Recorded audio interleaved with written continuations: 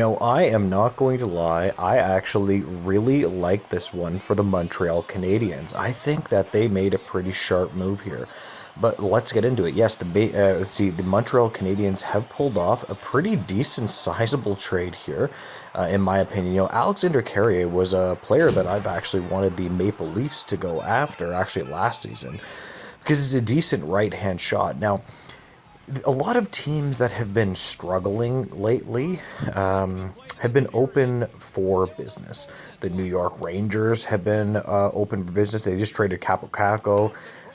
They don't care at all. They're willing to trade anybody. Now, I'm not necessarily sure that that's a good thing to do, but alas, who cares? You know, it's entertaining for fans, and that's all that matters, right? So let's analyze what the Montreal Canadiens got, and then we'll go from there.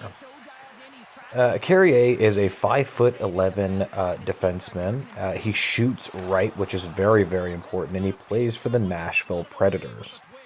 He has 7 points in 28 games this year, and last year he played 20 games and got 73 points. This is a nice pickup for the Montreal Canadiens. They have been rumored to be in on defensemen. They've been desperate for defensemen for a long, long, long, long time. I've been hearing rumors about this all year. So they seem to have gotten out ahead of the NHL trade deadline, and I'm telling you right now, this is not going to be the last time that they are in on a trade. I guarantee you there's going to be at least 3 or 4 more trades by the Canadiens. I expect them to be very busy this NHL trade deadline. Now you have to understand that Carrier is not a plug, right? Like this guy's not a completely useless defenseman by any means. He can actually play. If you look at his average time on ice this year, it's about 20 minutes. Now I know you might say, well, yeah, that's on the Montreal Canadiens and they are terrible or whatever. I don't know about that. Even last year, he was playing about 18 minutes. He plays decent top 4 minutes.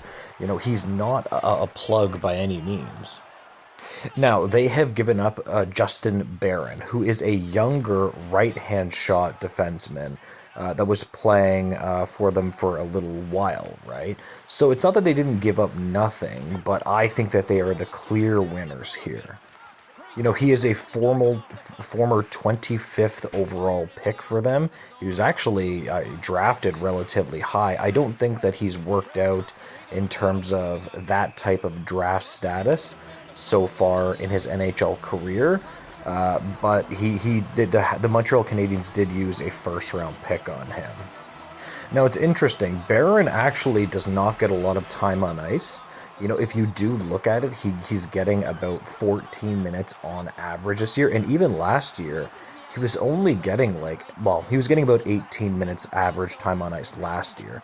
They traded essentially a bottom pairing defenseman for a second pairing defenseman, in my opinion. This trade is an absolute no-brainer. Carrier is a better player than Barron. Now, I want to be clear about something. Just because I think that he's a better player now doesn't mean that Barron can't improve. I think from Nashville's point of view, what they're thinking is, well, this guy's young, well, he was highly touted, well, he was a 25th overall pick. We're having a bad year. Maybe we can shake things up and maybe we can, get more out of this kid than you might think. And honestly, that actually might be a better it might actually make sense for them as well, right? They actually, that might end up working out for the Nashville Predators. It's just, for me, the better player is clearly Carrier. Now, Carrier is a little bit of an undersized defenseman. I do think when you're under 6 foot, you want to be a little taller than that. You know what I mean? But alas, what more can you expect? No trade is going to be perfect.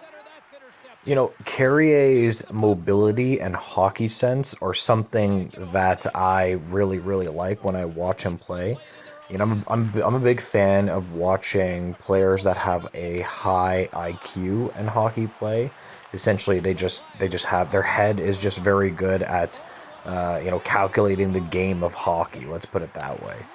And to top it all off, Carrier actually has a pretty decent shot from the point. I wouldn't say he's a power play producer, But his shot actually makes him an asset on the power play too if you decide to use him there.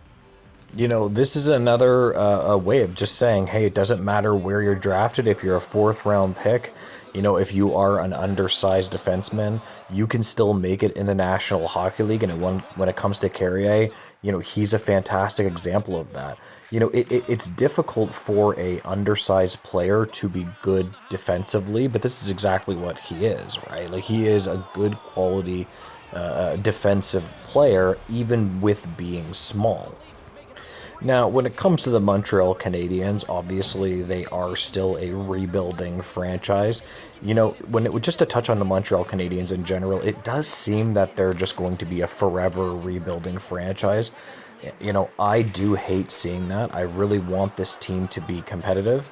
I might be a fan of the Leafs on the other side, but I genuinely prefer Canadian teams and teams with big fan bases to be competitive.